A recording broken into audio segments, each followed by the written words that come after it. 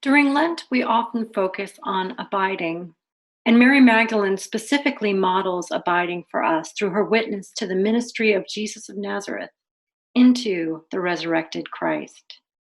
During Lent, and especially this period of uncertainty, practicing abiding can be helpful.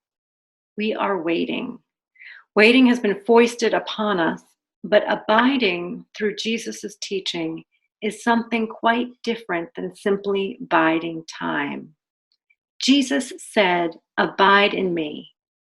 Jesus said, "Abide in me as I abide in you." Just as the branch cannot bear fruit by itself unless it abides in the vine, neither can you unless you abide in me.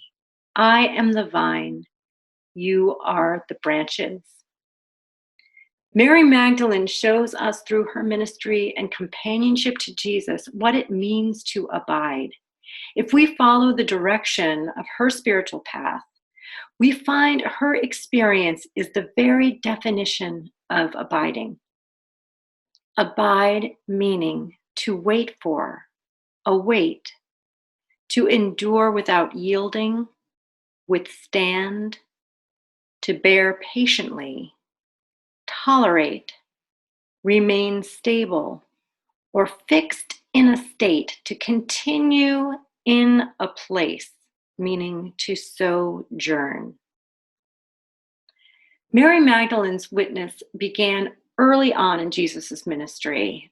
Mary Magdalene is presented as one who has been healed by Jesus, the one who has literally wrestled with demons and is freed to engage in the spiritual journey. She is named in two of the Gospels, Mark and Matthew, as having been healed of these demons.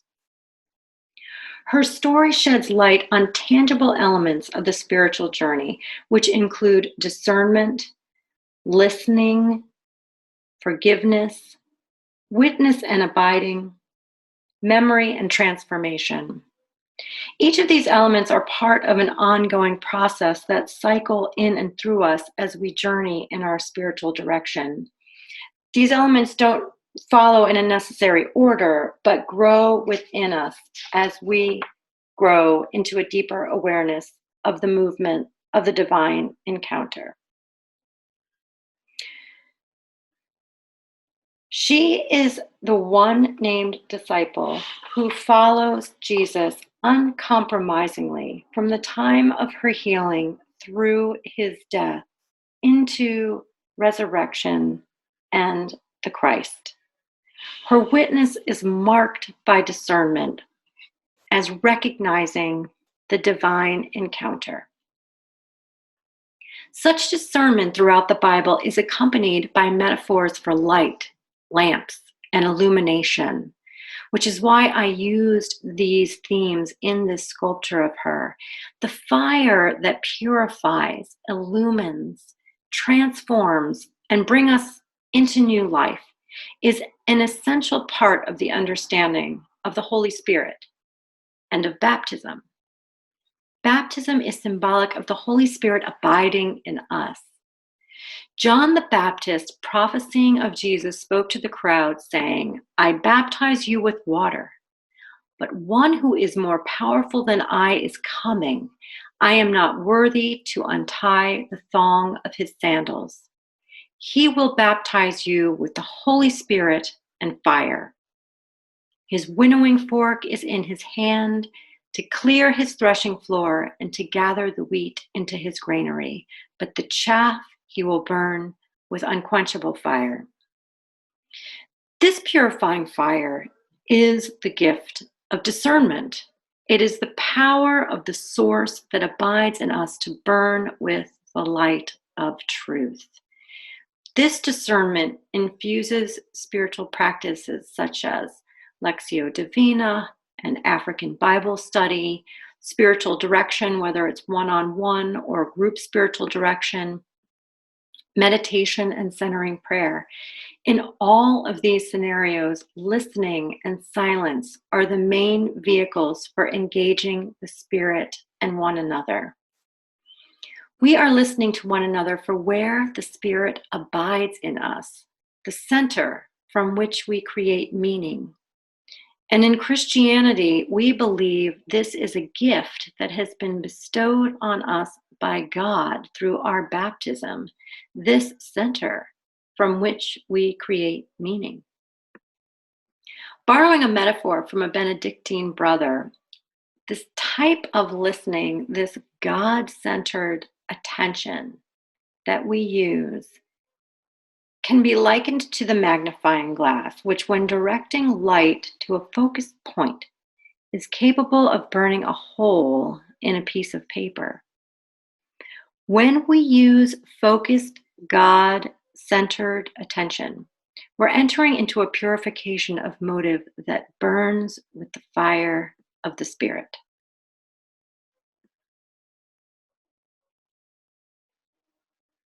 During the Middle Ages, Mary Magdalene became known as the Enlightener, bearing light for the community.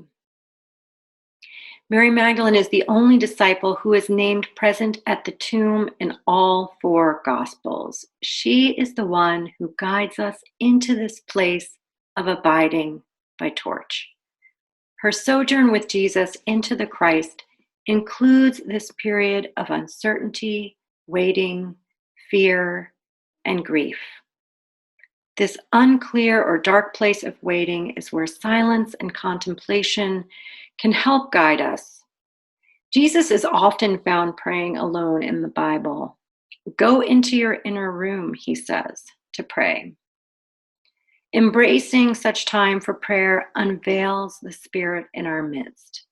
This activity requires us to abide in quiet, in uncertainty, and vulnerability. And Mary, in her witness at the tomb, shows us the way of the teacher, Jesus, Rabbi. For a couple of minutes, I'll ask you to enter into this silence with me. When we're able to be mindful and prayerful with ourselves, we begin to let go of society's chatter. Especially now with technology bombarding us, we may benefit from sifting out the thoughts and voices of others. Practicing the skills of giving over to prayer and silence helps us to develop a discerning mind, a mind that is in tune with our heart. Silence becomes the abiding place that reveals the ground of our being. The silence allows for the witness of the indwelling of the Spirit. For just a couple moments, we'll do a quiet meditation. Come back to your body. Relax your eyes. Soften your mouth. Notice your feet. They are connected to you, soft and grounded. Soften your shoulders. Let them drop. Your jaw. Let it go. Feel your chest. Let it soften. Feel your breath, just in and out.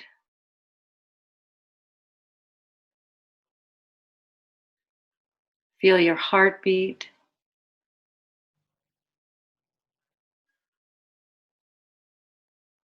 Feel your breath and your heart slowly dancing rhythmically together. Just be and be with God. If you feel distracted, just bring your awareness back to your breath, your life, your spirit. Ruach, the breath of God.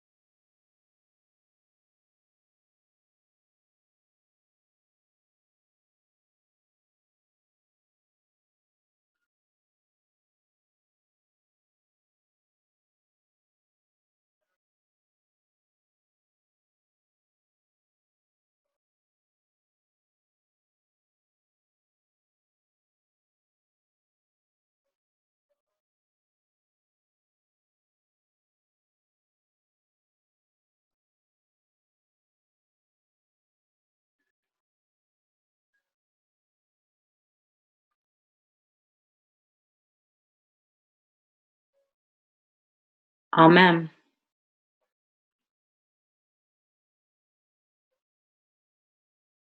This abiding also truly facilitates room for the exploration of the movement and the direction of the Holy Spirit in our lives. Mary Magdalene helps guide us by illuminating the nature of this kind of witness to ourselves and to others. This witness is active. She follows Jesus steadfastly from the healing and miracles at the beginning of his ministry through to his crucifixion, waiting at the tomb, and into his resurrection. Witness is an activity. From the American Heritage Dictionary, we find the definition of witness includes to offer, to render, to move by if by steady pressure, to forge, to endure something with tolerance and patience, to withstand pressure, to hold in one's mind, remember. Mary Magdalene's witness is held right in this definition. She offers her discipleship, she renders her service, forges forth through villages and cities, endures all things, and lastly, remembers, even in the midst of fear, terror, and amazement. Bearing witness is also defined as to carry oneself in a specified way, to be accountable for, to call for, warrant, to produce. Bearing witness for the benefit of others involves remembering, holding, actually carrying something productive. This quality of witnessing to the Spirit is described by the term abiding, the dwelling with. Abiding is used 40 times in the Gospel of John to emphasize that discipleship is concerned with witness, especially through abiding.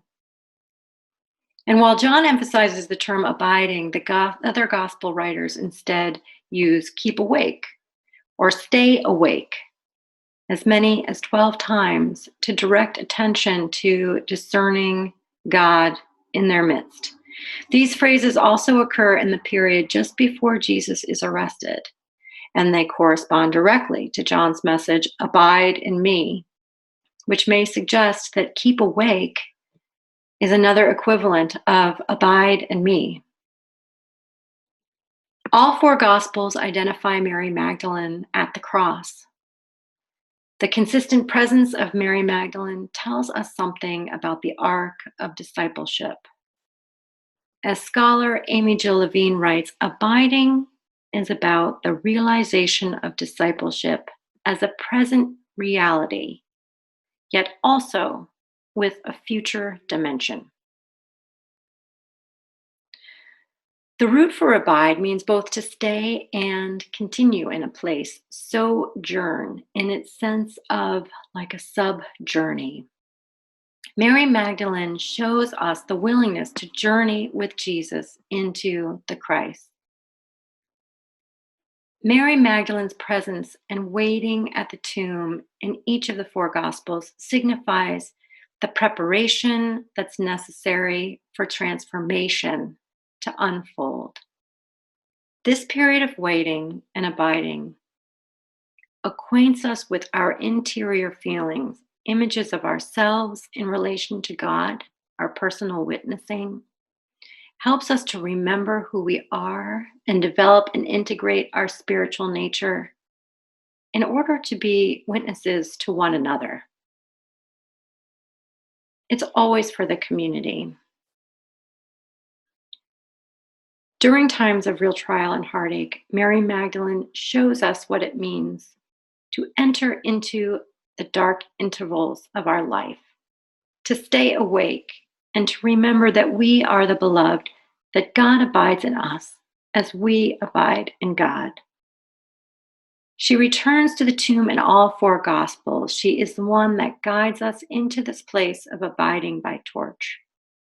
Her waking journey with Jesus and her sojourn with him into Christ helps us understand and transform these dark intervals into the dawn of expectation and new life.